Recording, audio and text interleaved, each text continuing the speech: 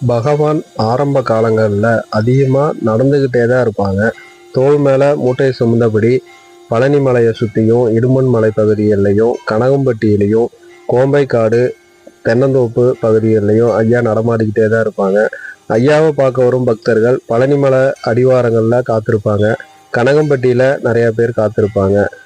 தென்னந்தோப்புக்குள்ள கோம்பைப்பட்டியில் இப்போ ஐயா இருக்கிற ஜீவசமாதியை அமைஞ்சிருக்க மோகன் ஐயா தோட்டத்தங்களில் ஐயா அதிகமாக நடமாடிக்கிட்டு இருப்பாங்க.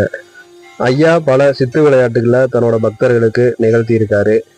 ஐயா ஒரே நேரத்தில் 2 இடங்கள்லையும் மக்களுக்கு அருள் பாலிச்சிருக்காங்க. ஒரு பக்தருக்கு ஐயா நிகழ்த்திய சித்து விளையாட்டை தான் நம்ம இந்த பதிவில் பார்க்க போகிறோம். ஐயா கோம்பைக்காட்டில் இருக்கிறாங்க. இரவு 12 மணி பக்கத்தில் ஆயிடுது. கடைகள் எல்லாம் மூடப்பட்டுருது. அது கிராமம் தானே, அங்கே 10 மணி அப்படின்னாவே எல்லா கடையும் பூட்டிடுவாங்க. திடீர்னு எங்கிருந்து வந்தாங்கன்னு தெரில, ஒரு 15-20 பேர் ஐயாவை தேடி பக்தர்கள் வந்துட்டாங்க. ஐயா அப்போ கோம்பைக்காட்டில் இருக்காரு. எல்லாரும் சாப்பிட்டீங்களா சாமி அப்படின்னு ஐயா கேட்குறாங்க. அதுக்கு வந்த பக்தர்கள் யாருமே சாப்பிடல சாமி, வரையில கடைகள் எதுவுமே இல்லை, நாங்களும் பார்த்துட்டே வந்தோம், எல்லா கடையும் மூடிட்டாங்க, நாங்கள் வர்றதுக்கு லேட் ஆயிடுச்சு சாமி, யாருமே இன்னும் சாப்பிடலை அப்படின்னு சொல்கிறாங்க. ஐயா உடனே தான் கூட இருந்த பக்தரை அழைக்கிறாரு. ஏ சாமி இங்கே வா, போய் 60 புரோட்டா வாங்கிட்டு வா இவங்களுக்கெல்லாம் சாப்பிட்றதுக்கு அப்படின்னு சொல்கிறாங்க.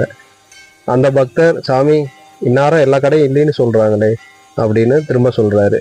அதுக்கு ஐயா இருந்துக்கிட்டு, சாமி நான் சொல்கிறேன்ல நீ போ, அங்கே ஒருத்தன் உனக்காக காத்துக்கிட்டு இருப்பான் அப்படின்னு சொல்கிறாரு.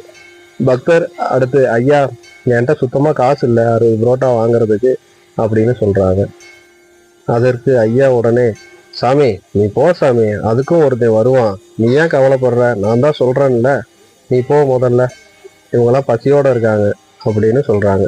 அந்த பக்தரும் ஐயா சொல்லிட்டா அதில் ஒரு காரணம் இருக்கும் அப்படின்னு சொல்லிட்டு அங்கேருந்து மெயின் ரோட்டுக்கு வராங்க. அது வர்றதுக்கு நைட் நேரம் இல்லையா, அப்போ அதிகமாக வண்டி வாகனம் வசதியும் கிடையாது, நடந்து தான் வரணும். வராங்க.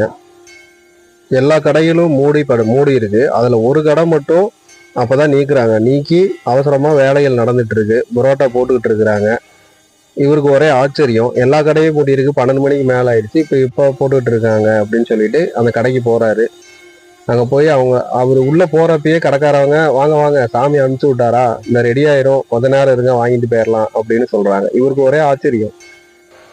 கடைக்காரவங்கள்ட்ட கேட்குறாரு, உங்களுக்கு முன்னாடியே சொல்லிட்டாங்களா அப்படின்னு. அதுக்கு கடைக்காரவங்க, ஐயாவே நேராக வந்து கொஞ்ச நேரத்துக்கு முன்னாடி எங்களை எழுப்பி 60 புரோட்டா வேணும், சீக்கிரம் ரெடி பண்ணி கொடுங்க சாமி, ஆள் அனுப்பிச்சி விட்றேன், கொடுத்து விடுங்க அப்படின்னு சொல்லிட்டு இப்போதான் கொஞ்ச நேரத்துக்கு முன்னாடி போனார், நாங்கள் இப்போ தான் ரெடி பண்ணிக்கிட்டு இருக்கோம் அப்படின்னு சொல்கிறாரு. அதை கேட்டதும் இவருக்கு ரொம்ப ஆச்சரியம். ஏன்னா ஐயா கூடயே தான் இவங்க இருக்கிறாங்க, ஐயா எங்கேயுமே போகலை. ஆனால் இங்கே கடைக்கு வந்து கடைக்காரவங்கள்ட்ட சொன்னதும் ஐயா தான் சொல்லியிருக்கிறாங்க. அங்கேயும் இருந்திருக்காரு, இங்கேயும் இருந்திருக்கிறாரு. அடுத்து பணம் கொடுக்கணும் இல்லையா, ஐயாவை மனசில் நினச்சி, புரோட்டாவுக்கு சொல்லிட்டீங்க, புரோட்டாவும் ரெடி ஆயிடுச்சு, அடுத்து பணம் கொடுக்கறது எப்படி சாமி அப்படின்னு மனசில் நினச்சி வேண்டிக்கிட்டு தயக்கத்திலேயே அந்த பக்தர் நின்றுட்டு இருக்கிறாரு.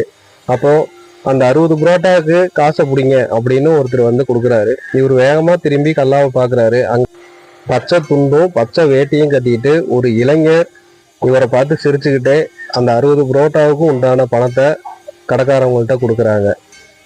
திடீர்னு அந்த இளைஞர் எங்கிருந்து வந்தாரு, எதுக்கு பணம் கொடுத்தாரு, திரும்ப எங்க போனாரு அப்படின்னு யாருக்குமே தெரியல. அப்பதான் இவரு ஒரு விஷயத்த புரிஞ்சுக்கிறாரு. ஐயா தான் சூட்சுமமா 2 இடங்கள்லயும் இருந்து காட்சி கொடுக்குறாங்க. அனுப்பி வச்சதும் ஐயா தான், இங்க புரோட்டாவை போட சொல்லி கடைக்காரவங்களுக்கு முன்னாடியே சொல்லிட்டு போனதும் ஐயா தான். இவங்க வாங்கிட்டு போற அந்த ஒரு வேலையை மட்டும்தான் இந்த பக்தருக்கு ஐயா கொடுக்குறாங்க. முன்னாடியே ஐயாவே எல்லா வேலையும் பண்ணி வச்சிடுறாங்க. பகவான் தன்னை நம்பி வந்த பக்தர்களை பசியோட என்னைக்குமே விட்டது கிடையாது. பகவானுக்கு ரொம்ப பிடிச்ச ஒரு விஷயம் அன்னதானம் கொடுக்கறது. அவர் ஒரு அன்னதான பிரியர். உங்களால முடிஞ்ச அன்னதானத்தை முடியாதவங்களுக்கு நீங்க பண்றீங்க அப்படின்னா அதை ஐயா மனசார ஏத்துப்பாங்க. அதுவும் நம்ம ஐயாவுக்கு பண்ற ஒரு வேண்டுதல் மாதிரி தான். பகவான் பல சித்துகளை தன்னுள் கொண்டிருந்தாரு. ஆனா மிக எளிமையாகவும் அப்படி எதுவுமே ஒரு விஷயம் பண்ணாதவர் மாதிரியும் தான் பக்தர்கள்ட்ட நடந்துப்பாரு. ஐயாவோட மகிமைகளையும் அற்புதங்களையும் தெரிஞ்சுக்க இந்த சேனலை சப்ஸ்கிரைப் பண்ணிக்கிங்க. அடுத்தடுத்த பதிவுகளில் ஐயாவோட அற்புதங்களை தெரிஞ்சுக்கலாம். ஷட்குருவே சரணம், ஷட்குருவே சரணம். கணக்கன்பட்டி பழனிசாமி சாமிகள் திருவடிகள் சரணம்.